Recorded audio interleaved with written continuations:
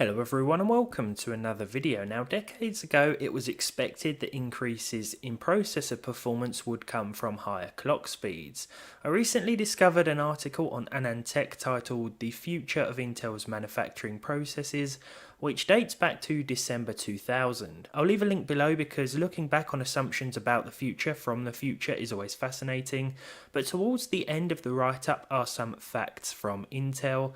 Facts supplied to AnandTech by Intel regarding the future of their CPUs by 2005.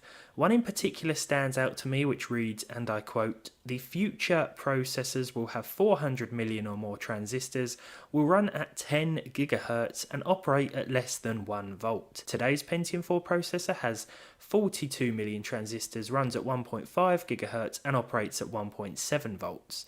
Intel's netburst-based processors would go on to top out at 3.8 GHz, and the speedier successors to the Prescott-based Pentiums were cancelled, likely over similar concerns regarding heat and power consumption.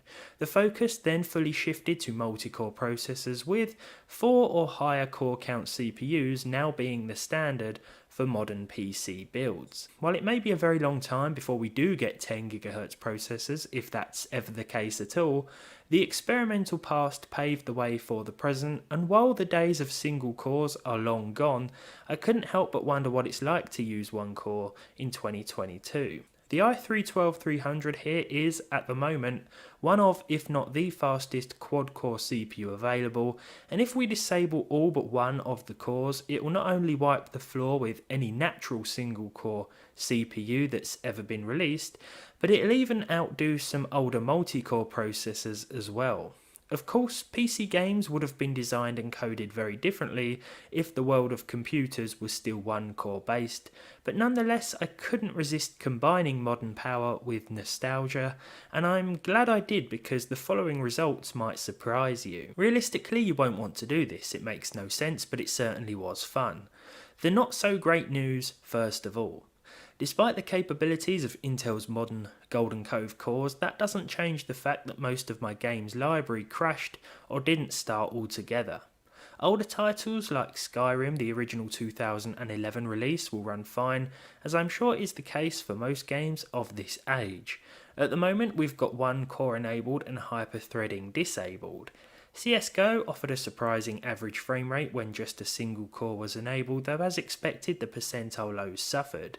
These figures indicate some stutter and performance issues, yet it really didn't feel too bad.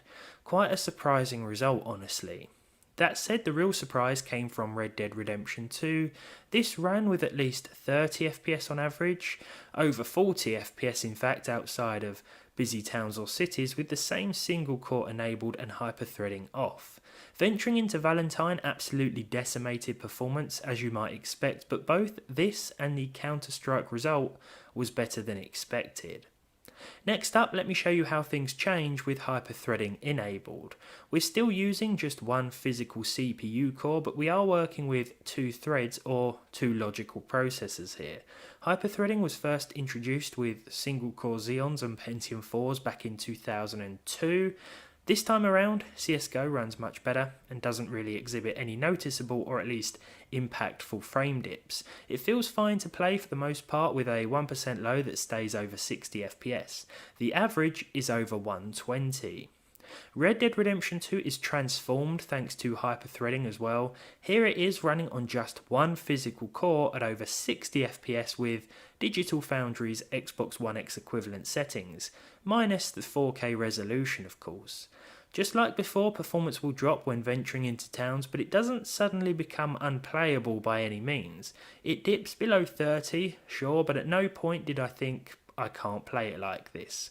Of course I wouldn't have to, everything we're doing is just for fun, but it's nice to see how fast the individual cores can perform, especially when a game isn't really very CPU intensive, like this one.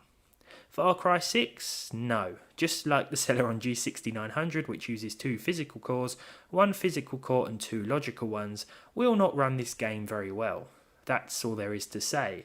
It's not enjoyable, but at least it actually started, so that's something. Every game I tried did in fact start this time around, but Cyberpunk wouldn't load, and Forza Horizon 5 froze halfway through loading.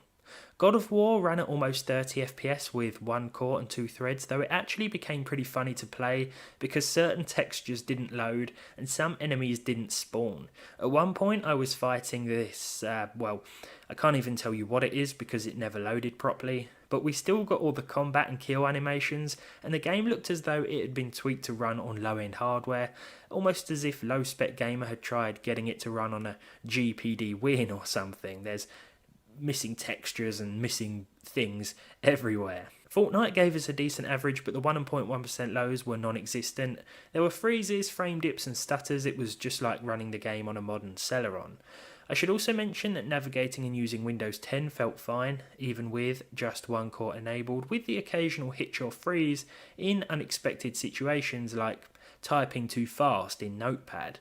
Overall, you shouldn't disable all but one CPU core, that much is obvious, but doing so gives us a proper look at how far CPU architecture has come over the years, and I certainly had fun messing around today. I hope you guys enjoyed watching as well. If you did, leave a like on it down below, leave a dislike if you didn't, subscribe to the channel if you haven't done so already, and hopefully I'll see all of you in the next one.